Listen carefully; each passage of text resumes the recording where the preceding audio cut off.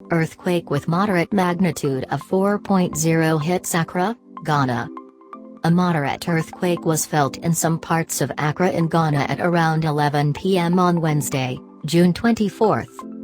According to the United States Geological Survey, the quake reached magnitude 4.0, making it one of the strongest earthquakes in Ghana in years.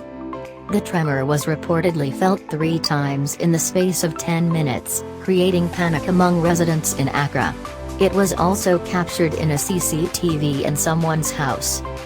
Some of the areas the tremor was felt included Gbawe, McCarthy Hill, Kaneshie, Tesano, Dansoman, Dunkanaa, Lapaz, Achimota, Santa Maria, Adenta, Weija, Madina, Kwabenya, East Legon, Nsawam, Koforidua, Swedru, Dodowa, Tema among others.